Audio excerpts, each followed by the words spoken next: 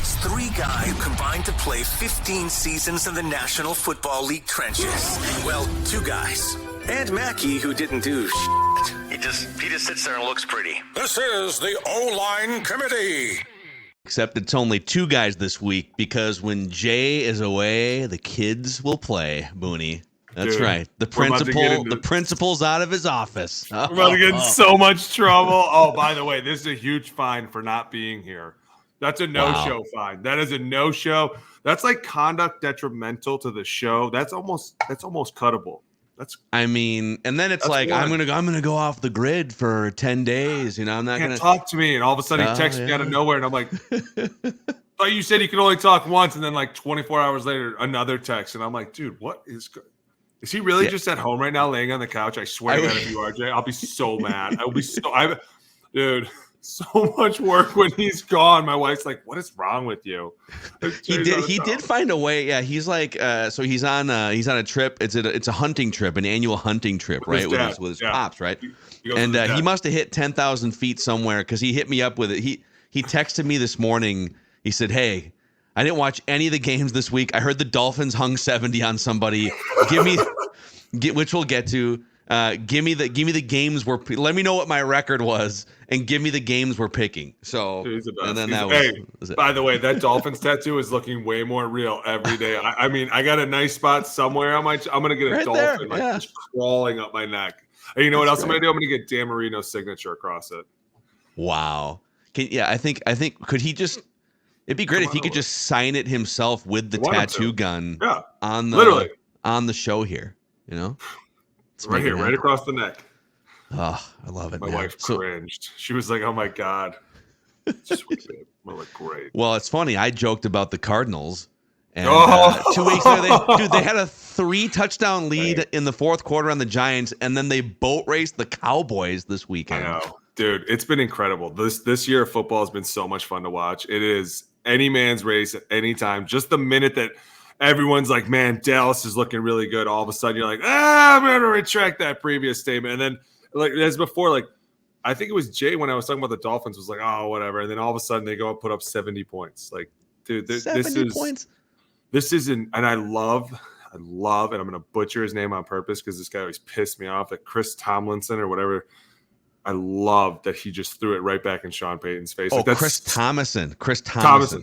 Whatever. He was a former Vikings beat writer for the Pioneer Press when you played. Pissed me off all the time because he asked me but that's exactly what Chris was like here. And that's why you're like, "Chris, shut up. I know we lost." He's looking at the stat sheet over here. You went 3 for 22 on third down. Yeah, thanks, Chris. I was out there. What's your question? No, I just thought you should know. Like, what a dick. What's the question? It's great. Sean Payton gets up there. He's ready to just light the whole building on fire. He addresses the historical defensive program. And Chris is like, "Let me put my glasses on here for a second." So do you understand the historical magnitude of how inept you were today? What's the question, Chris? What's the question? Literally, "I heard you. What's your question?" "No, I just didn't know if it was a historic monument today. We were all looking at how bad you played." It's like, dude, I swear to God, I go, I've heard that voice before. I started getting triggered in my mind, and I go, there's no way that they would let him go out there and ask that question. I found out it was him, dude. I was so excited. I was so pumped. So pumped. Oh, my God. He's a legend, man. By the way, if you're stumbling into the OLine Committee podcast here for the first time, thank you for stumbling into us. This is where an idiot fan, myself, gets to ask dumb football questions to usually two former NFL offensive linemen. Click that subscribe button and the like button on the OLine Committee YouTube channel. And if you could give us a 5-star rating and a positive review on Apple and Spotify on the audio side, you can help us grow this offensive line lifestyle community here. So before we get to our dumb football questions and then our picks, I would be a hypocrite if I came on this show 2 weeks in a row and trolled Jeremiah with college football T-shirts of teams that beat his Huskers and didn't acknowledge that I now owe you a steak and a THC seltzer for your Ohio State team getting lucky at the end of the Notre Dame game the other day. Yeah. First of all, very lucky. Let's be honest. They had 10 guys on defense. out of a timeout, dude. They called a timeout and they ran 10 guys out. At what point was someone like, "Hey, why is Ricky on the sideline? Like, weren't you supposed to be out there?" He's still. Hey, you know what? We'll win any way we can. At the clipboard. Any way we can, we'll take it. It's a win's a win. No one's gonna put an asterisk and be like, "Oh, by the way, there was 10 guys on the field." But I'll tell you what, Lou Holtz really pissed somebody off, man. That poor old guy. He couldn't say anything that day, and everybody was just crushing him. He's literally just trying to pump up his team, and everyone's like, "Where's Lou Holtz?" Like, dude, Ryan, chill, Ryan, stop that. He's probably on the same recliner taking a nap. Leave him alone. He's definitely in bed, dude. Leave him alone. So not the best moment for my Fighting Irish. And I was laying in bed like flipping back and forth on my phone, like on YouTube back and forth. So my two teams are Notre Dame and then the Gophers.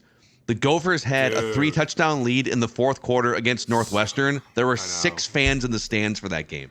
Hey, and it's like they both, within 10 seconds of each other, just soiled themselves. That was a fun game to watch. When that freshman was on the field, what is it, Darius Taylor?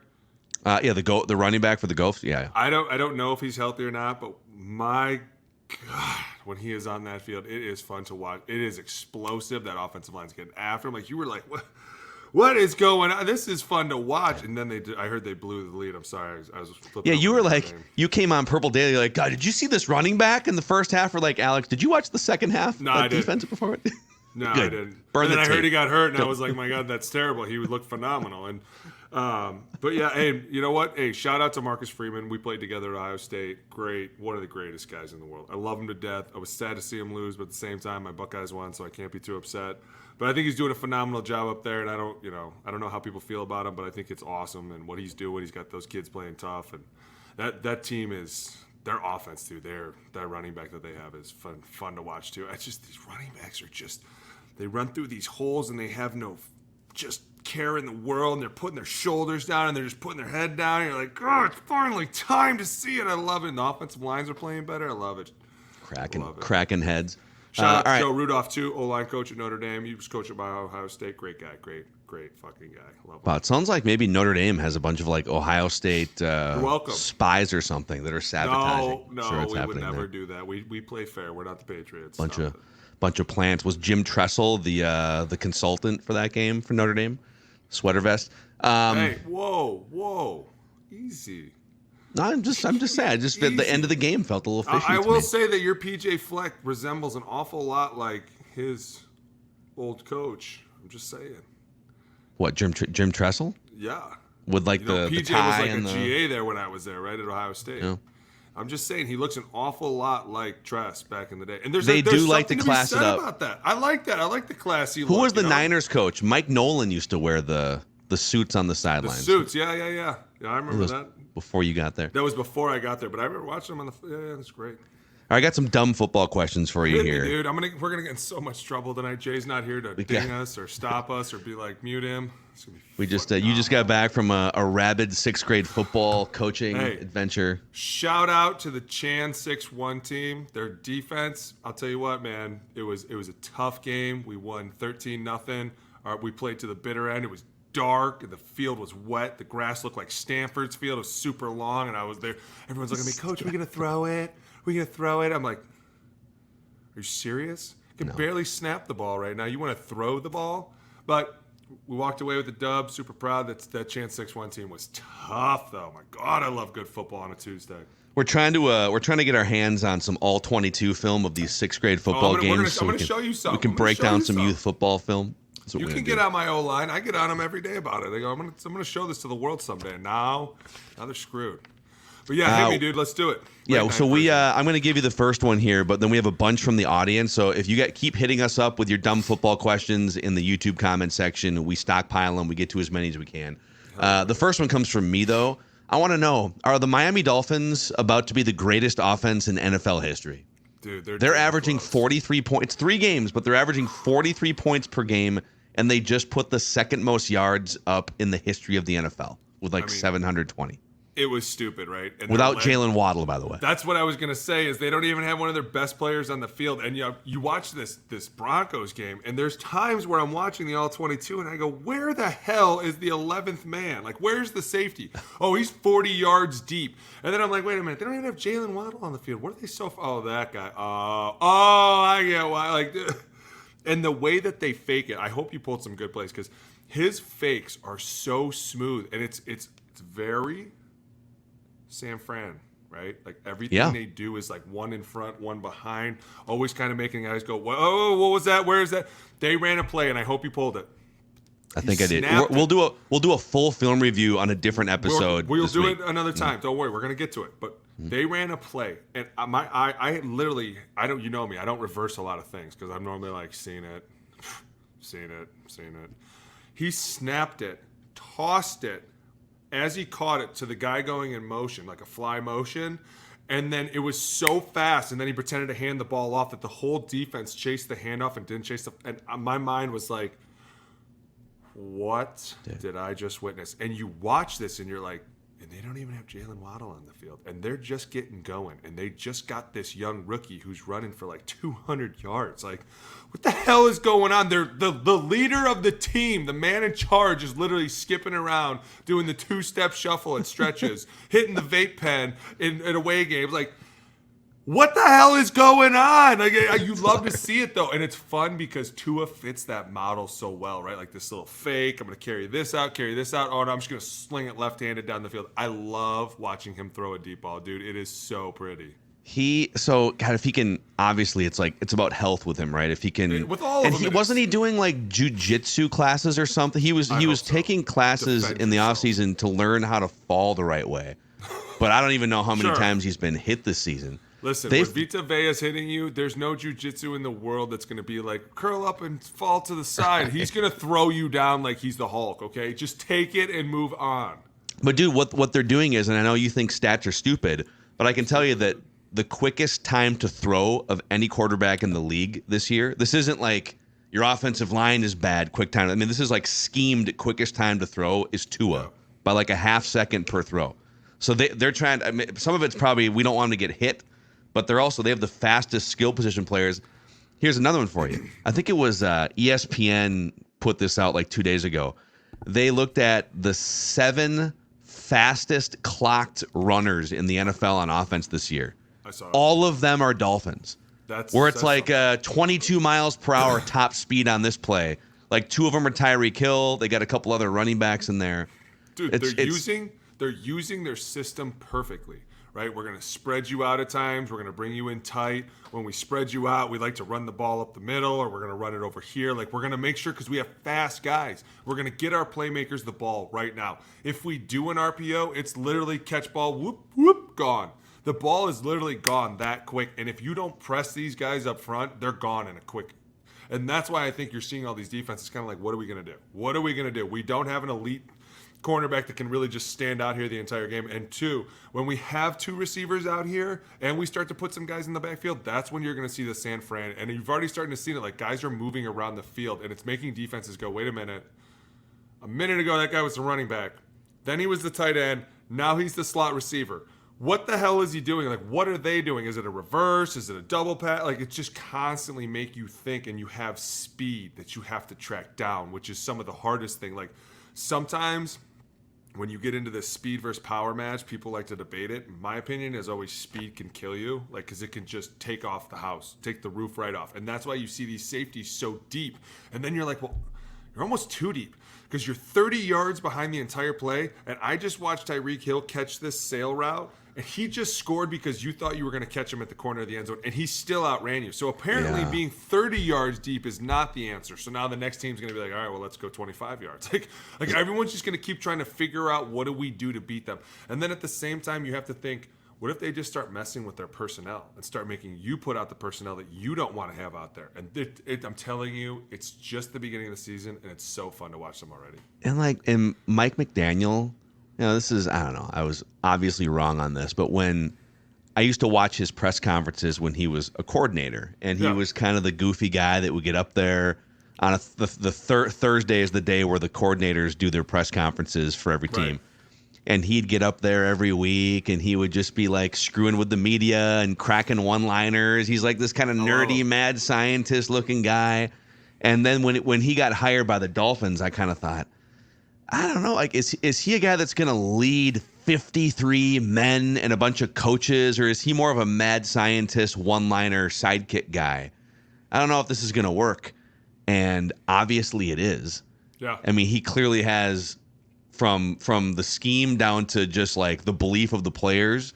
So, but he just doesn't look or feel like any NFL head coach that I can remember.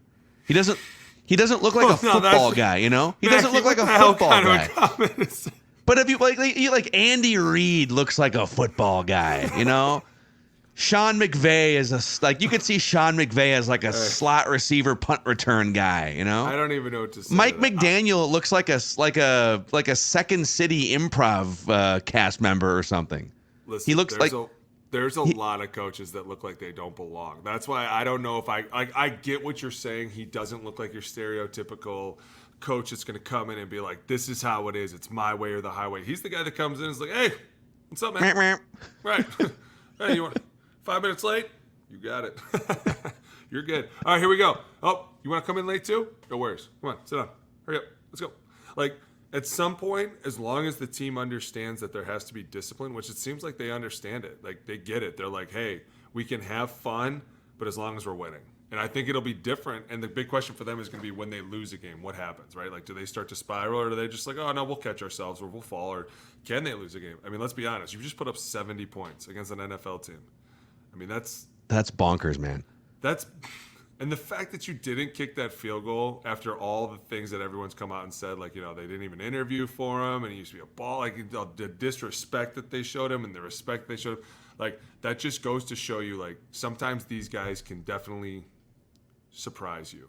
Like you said, he surprised you that he's a good head coach. It surprised me he didn't go for 3 there. Like, to that would have been the NFL record, right? Right. I wasn't even watching the game, but when I read about it and they were like, we were surprised he didn't go for 3, I was like, I kind of was too. I could see a lot of coaches being like, hey, this is only a once in a lifetime record. We're going to go for it, right? And he's just like, no, man, we're good. We'll take the dub. Like, it's a badass way of handling yourself and then turning around and showing the team like, hey, we did enough damage. All right. They're going to cry for weeks about this. We don't need them to, you know, seriously, this is enough. Great job. Chris Thomason's going to rub it in the post game for we got everyone, this. So don't worry about it. We got a guy already over there messing with Sean. What's your question? What's the biggest ass kicking you've ever been involved with on a football field? Oh, I'll tell you right now. One way or the other. I got the football in here somewhere.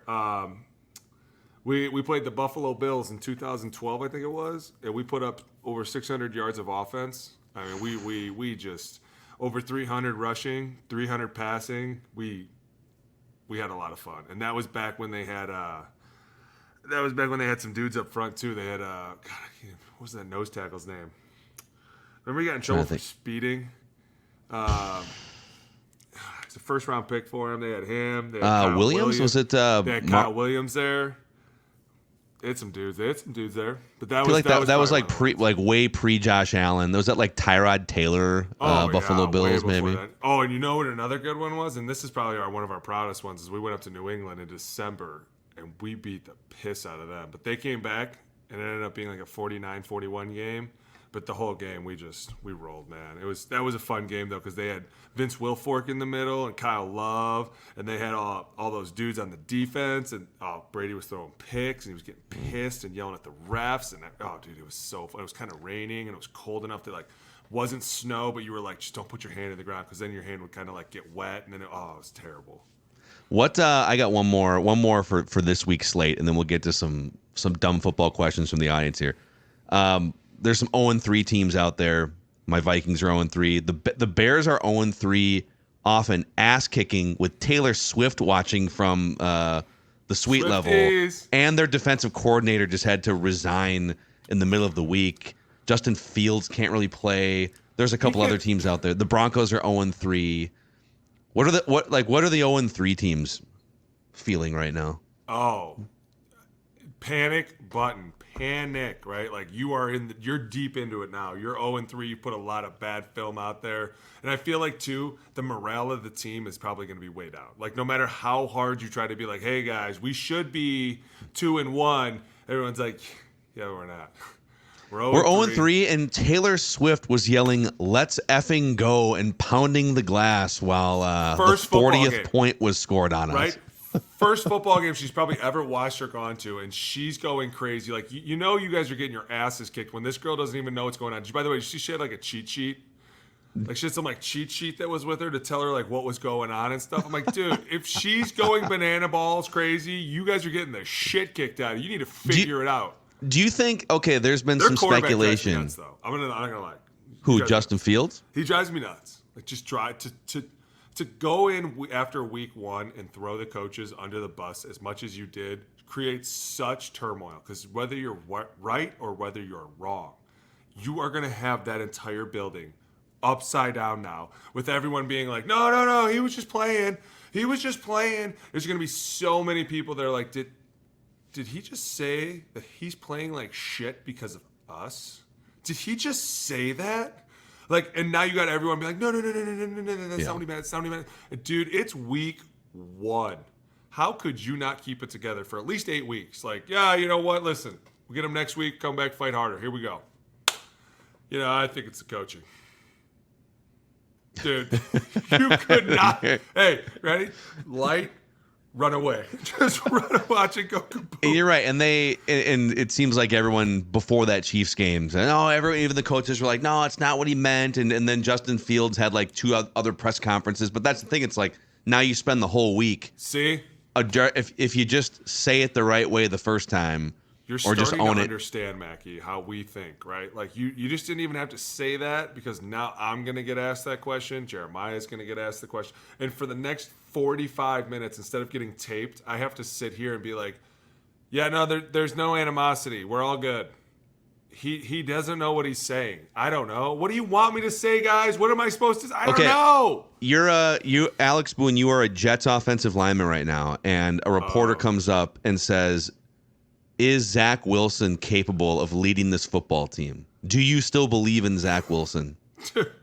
Listen, I can't even put myself in That's what they're being asked in the Jets locker room right now. I mean, I'm going to be like, dude. No. It's not. I'm telling you. And that's sometimes where you're like, you got to fall on a sword. Those are swords you have to fall on. And that's the one thing that nobody understands. Like, the Jets had it right. They had it planned. They just didn't plan for the one thing to go wrong that went wrong. Who could have said in the first 4 plays of the season that one of the best players in the NFL was going to tear his Achilles and ruin the entire season for this team? Yeah. Like, everyone would have been like, dude, number 1, you're the biggest hater in the world, right? But the fact that it happened now, even they're like, dude, what are we going to do? How are we going to patch this up? How are we going to fix this? There's not enough good quarterbacks out there for them to be like, hey, we can just plug and play.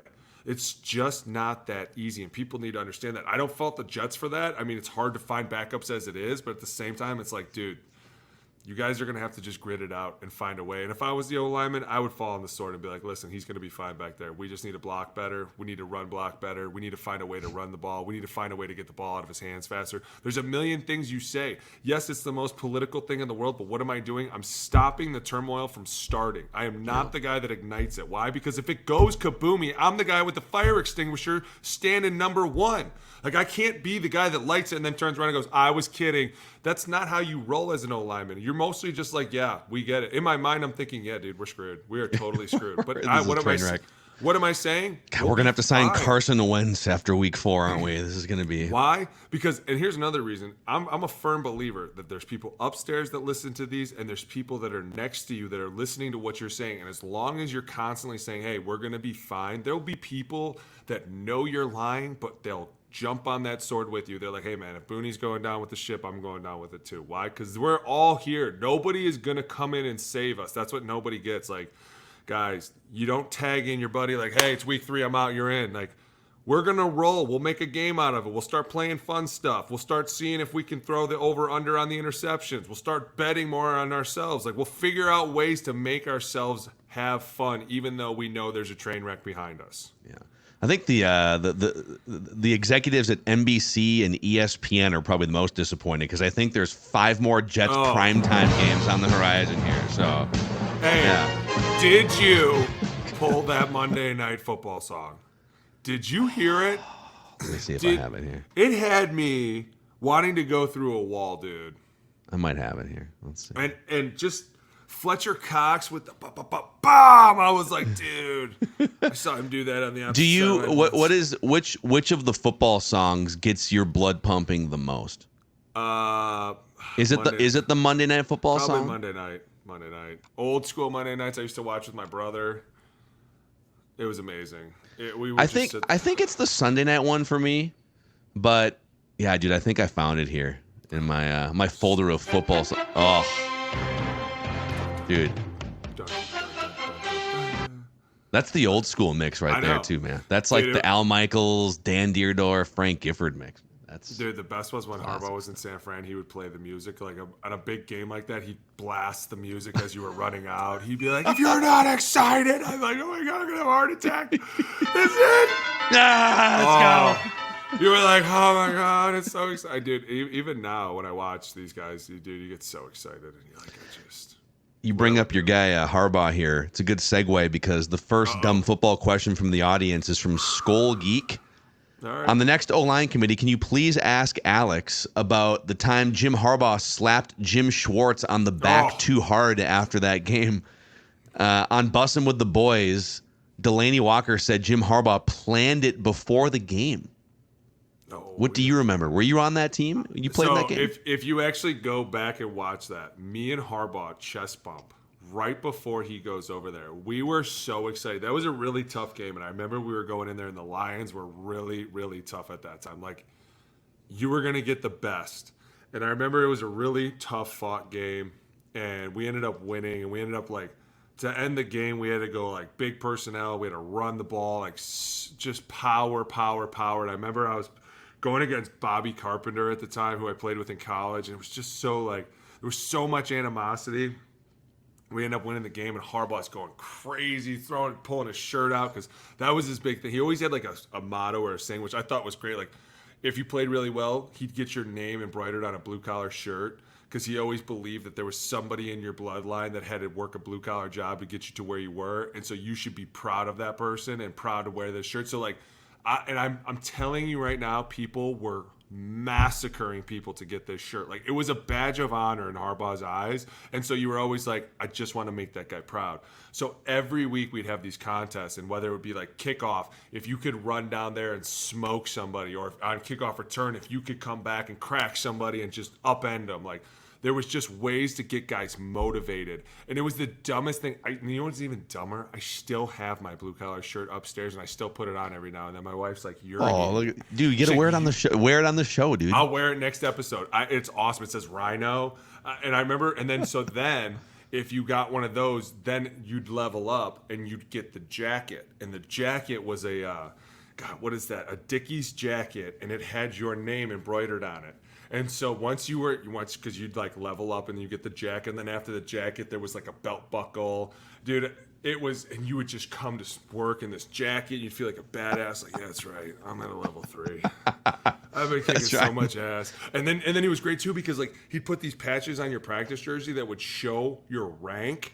So like if you had been there for 10 years, you'd have like 10 stripes. And then if you had made all the off seasons, you'd have like an off season patch with how many stripes you'd have. And then like all these, if you were a captain, how many times you were. So like everybody had like, because at the end of the tour, everybody was like 4 years through. Everybody had all these badass patches. And I look at it now and I'm like, man, you want to talk about the greatest way to motivate the biggest bunch of idiots.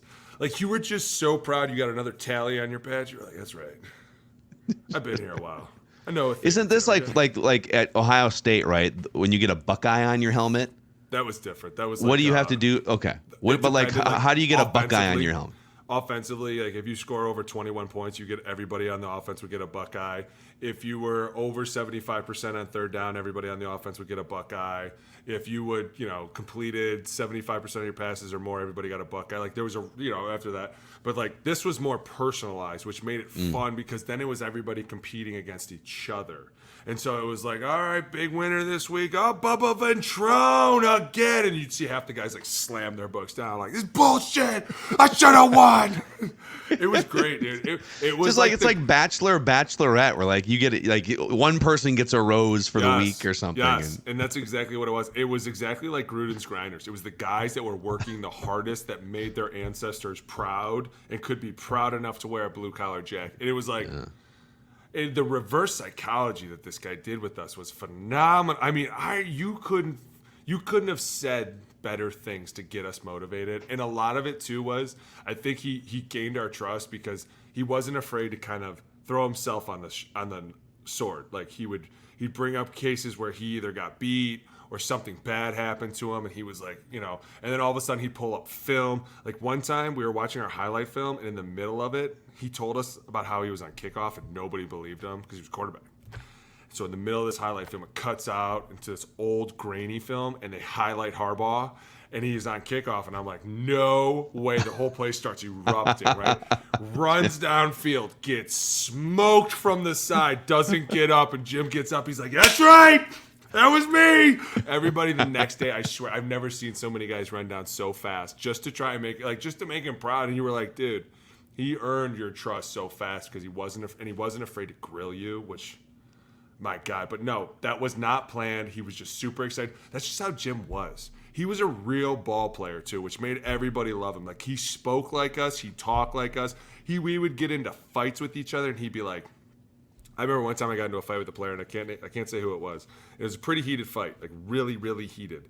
And it was in front of his dad, and it was at dinner time. And there was only a few of us that stayed late for dinner. And for this particular night, I didn't have my kids with me. And normally we all brought our kids up and ate together with Harbaugh's kids. And like we had a great time with him. He was awesome. But for whatever reason, it was just players. And me and this player were walking, and we got into a fight about what happened the week before against the Giants. And I was pretty heated, and I probably should have just walked away, but I didn't. I said some really nasty things, and I tried to go after him a little bit. And I remember Harbaugh called me and was like, he was hot, and I had never seen him this hot. And he was like, I want you in my office tomorrow at 5:30 in the morning. And he hung up on me. So I was like, all right. So I go in the next day. He was still really pissed. And he was like, as a teammate, I wouldn't respect this, and I don't appreciate this. And he really hit me hard because I was like, you're right. I never thought about that. I was like, but at the same time, this is my stance. And he was like, hey, I get it, but at the same time, you're a teammate to this guy. You need to be his teammate at some point. And I was like, okay, you're right. I get it. Like, he's one of probably the very few people that could talk you out of a situation because he was in that role. And he was like, that's not what we do as leaders, or that's not what we say as leaders. Even though it's what we believe, Boone, it's not what we say. And I was like, you're right. That was stupid. Do you think he has one more NFL stint left in him? Are you kidding me? I used to see him throw balls. He got mad because whoever was throwing balls at the Randy Moss tryout wasn't throwing them hard enough. He's like, give that ball. 180! And he's like, what the hell's going on? He's like, get up there! Slant! 180! Gets back there, throws a dart! Missile! Just no, I don't. Right in. I don't mean as a quarterback. I mean, do you think he's going to be a head coach in the NFL? I'd love to see him play quarterback for the Jets. He's better than Zach Wilson right now for the Jets. I'll promise you right now, hand to God, that dude would win more games than Zach Wilson. I swear to God. I think I agree. Swear to God. Do I think he goes back to the NFL? I do and I don't. I just think that Jim's a great guy. I love him to death. I don't know what he's going to do next. I'll be interested myself to see. If he does go to the NFL, it'd be so fun to watch, just because I think that the generations, and we talked about this on a future show or on a past show, was how it's kind of the changing of the guard of the quarterbacks. You're getting really young in the NFL now. Like Aaron Rodgers was the last old quarterback. Now Patrick Mahomes is considered the old guy in the league. And it's like this whole football is changing back to how he used to run football with us. It's in the Niners, even at Stanford, like guys are running pistol out the ass. They're running a ton of RPOs. Could easily see him walking into a team and being like, listen, this is what I need to make this work. And I hope everybody loves to work. because I love to work. You're going to love to work. Like, that's the one thing. Like, if you can get everybody to buy into the work, and hit one of his biggest sayings was more is more. And we all used to laugh and be like, wait a minute. Isn't it less is more? He'd be like, no, that's stupid. More is more. I'd be like, oh, okay. And another one was too, we're paranoid about being paranoid, which meant they covered all their everything. Every corner inch was swept out, cleaned out, memorized, like everything. And if you can get guys to buy into that, dude, it'd be interesting. G-Row, I think, is still on the streets. Yeah. I mean, it'd be bro. I'd love to see it, man. Hey, so we can ask this again when Jay comes back, but a couple people have asked over the last couple weeks, how did you guys go from being players in the NFL to being now on the media side? So we'll ask you, Booney, what is your journey from being a player in the NFL? How and why did you become a talking head now, I guess, on the media side? Honestly, when I played, I used to have a show in Frisco every Thursday where I'd go in and just mess around, and I would have so much fun just talking to the people. And like, I felt was this like a radio show or a TV show? It was radio on show? The Game.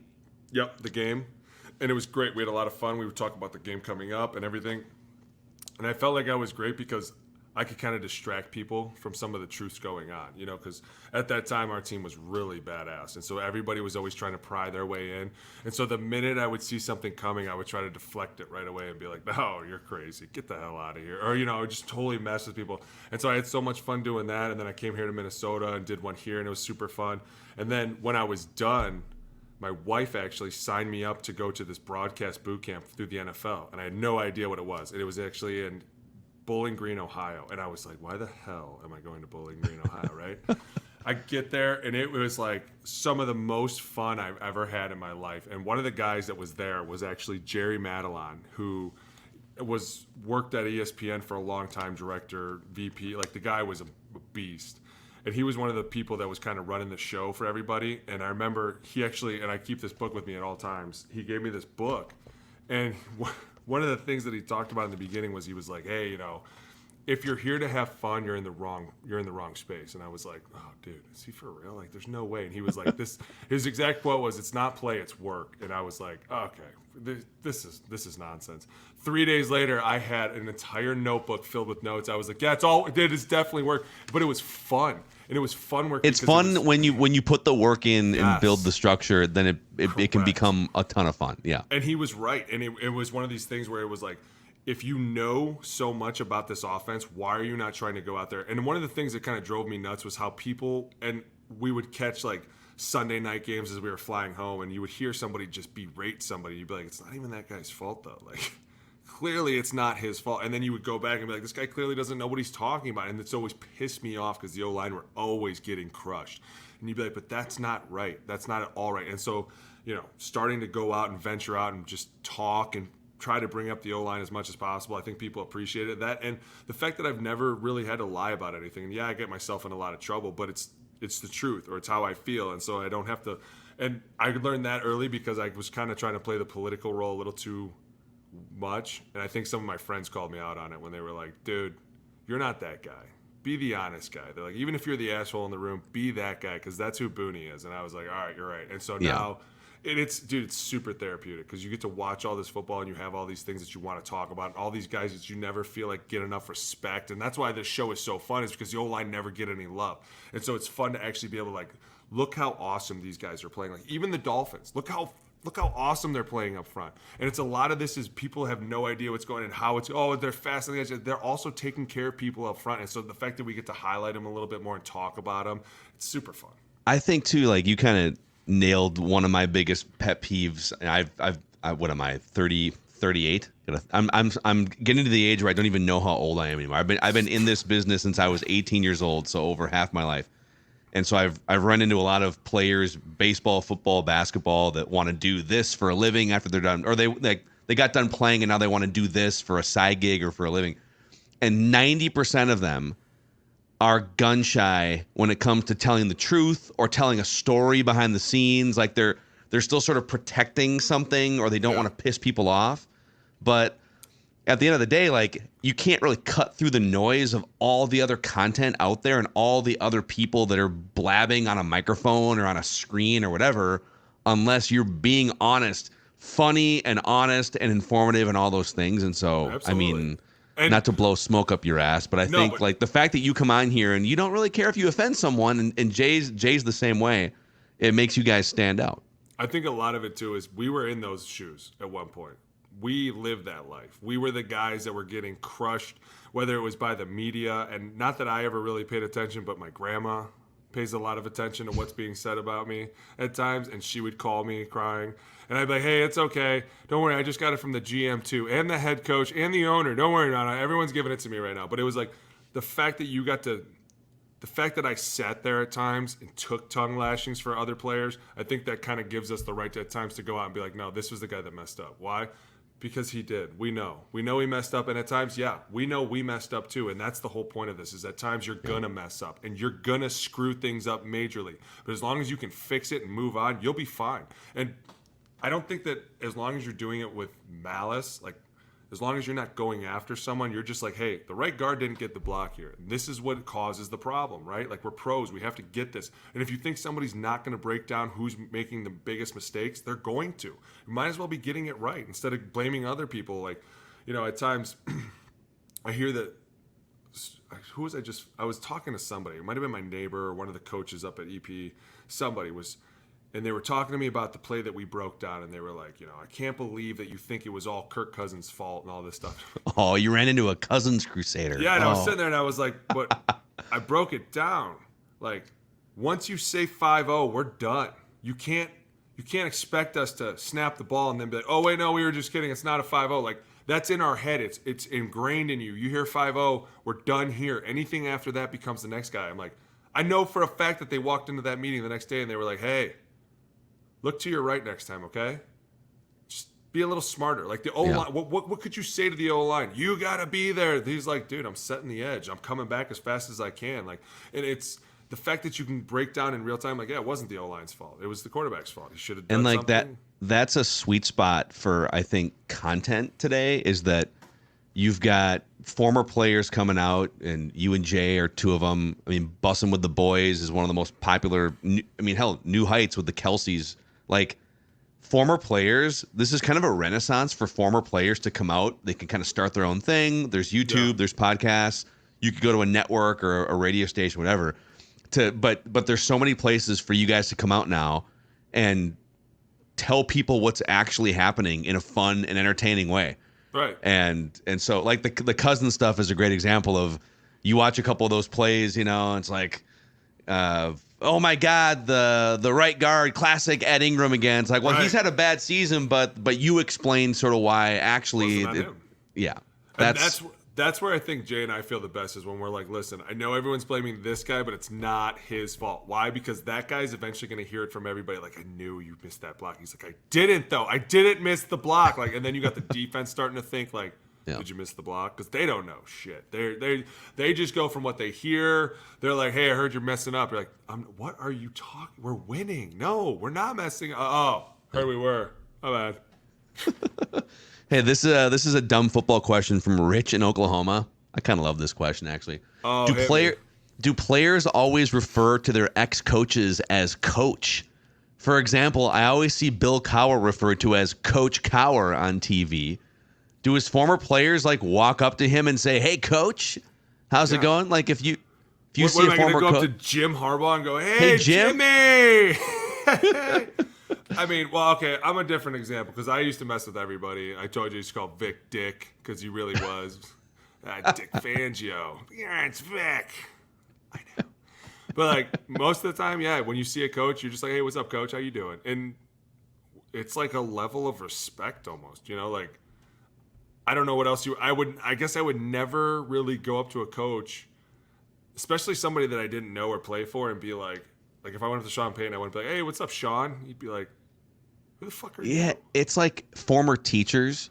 You know, I remember like after you get done with high school or college or whatever, and I remember like going to get coffee or lunch with a former teacher, and they're like, no, you can call me Bob. It's like, I call you what? No, you're Mr. Anderson. Yeah, exactly. Yeah, you're not. I guess call me Jane. I guess it's different. Like if you played with a coach for like I'm sure that Peyton Manning isn't going back to Jim Moore and going, "Hey coach," I'm sure he's like, "Hey Jim, how you doing?" You know what I'm saying? But do you think Peyton Manning calls Tony Dungy Tony or coach? Tony, for sure. You think so? Yes. Okay. But I think that they're on a very different level. Like somebody like I'm sure that Tom calls Bill. I don't think he calls him coach. You know what I'm saying? Like that level of respect is so tight now that you can call each other by your first name. But everybody else coming back, like I'll bet you that Wes Welker going back is probably like, "Hey, what's up, coach?" So Wes Welker is not he's great, but he's not quite above the line where he can call Bill Belichick Bill. I don't know because I'm starting to think about Julian Edelman and I'm like, man, I could really see him being like, "Hey Bill." Hey Billy. You know? Yeah, I could see a Billy in there. Yeah. No. Gronk probably calls him whatever he wants. No, I'm sure Gronk calls him coach. Does he? Okay. I feel like Gronk would have enough respect, but hey, what's up, coach? How you doing? And, you're probably right. Yeah, Tom's definitely like, "Bill, how you doing? Good to see you." By the way, they asked him if he'd come play for the Jets. That was great. Wait, what? Didn't somebody on Twitter Tom? was like, yeah, they're like, "No, stop asking." It's like, yes.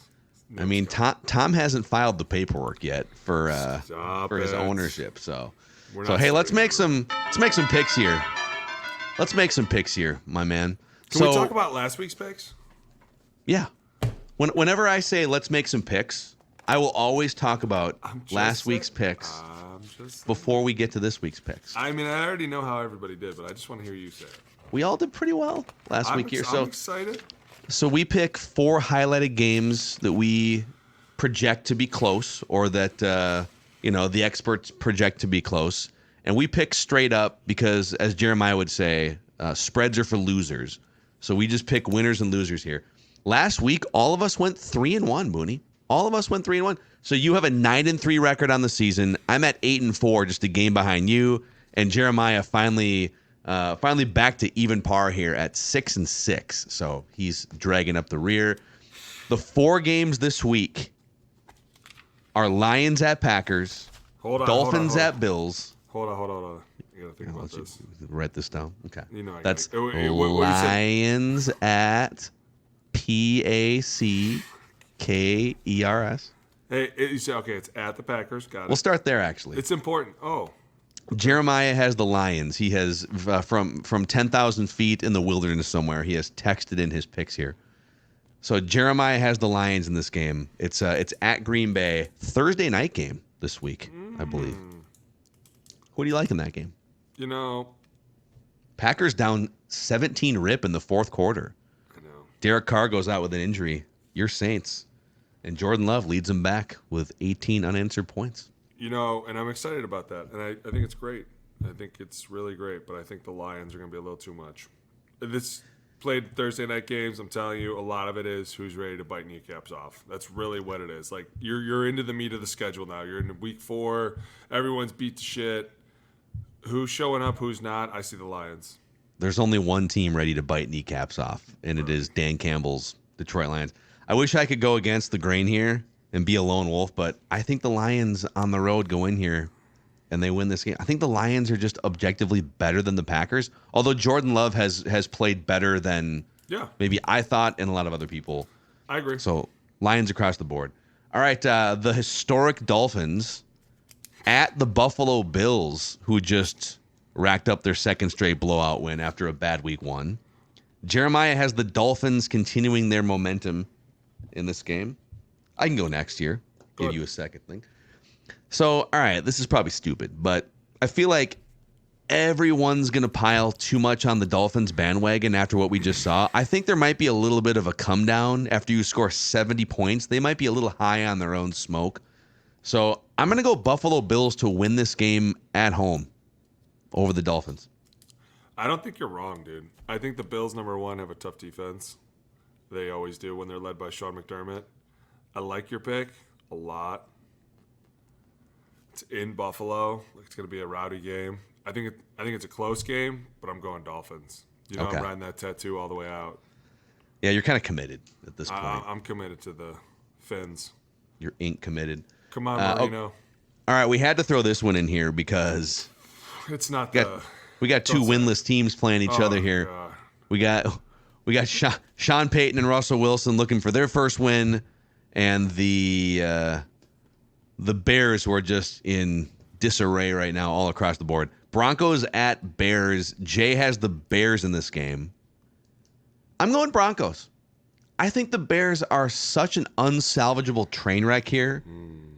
And I feel like when you get boat raced historically, and you have at least a couple of guys, I mean, Russell Wilson's kind of a shell of himself, but it's Sean Payton and Russell Wilson. These are two future Hall of Famers at their craft. Have some pride and go win a football game. I'm going to say the Broncos get on the board here. Okay, listen. If this game ends in a tie, I want credit for it. Okay? Because I could see this being like a 3-3 game. But at the same time, I'm going to have to go with the Broncos, right?